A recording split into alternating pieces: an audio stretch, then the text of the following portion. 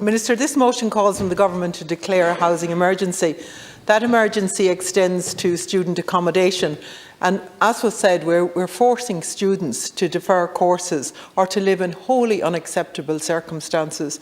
And the last 3 budgets of this government did nothing for student accommodation, despite there being projects there, and the Minister knows this and you know that could deliver 3,000 student beds that are just sitting on the shelf. And the attitude of this government, I think, that despairs me and despairs students is, sure, we'll take our time. You know, take your time. There is no sense of emergency at all with anything that this government is doing. I mean, we spent the last 2 hours, government TDs, lauding themselves for a few pennies that they gave on social welfare to people. And we see that rents increase and increasing. In Mayo, new rents have increased by an average of 18.5% this year.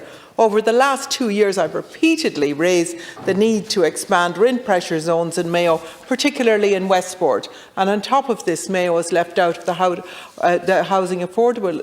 housing scheme. And yet what happens is that the Taoiseach will come in here and he'll say, well, nobody has given me any ideas to do anything. The Minister justifies this by claiming that Mayo does not have an affordability issue, but people are being pushed into poverty and into homelessness. But the people in Mayo have been told on numerous occasions by the Minister that there's no emergency. A few months ago, I pleaded with the Minister to extend the existing housing policies. As I said, imagine your rent going up, as has happened in Westport, your rent going up from €970 to €1,650 a month. Last night, I attended another pyrite meeting in Westport, and more homeowners in despair about what's ahead of them, about rebuilding and finding alternative accommodation with no houses to rent even when they want to move out. I want to ask you 2 things around this, Minister.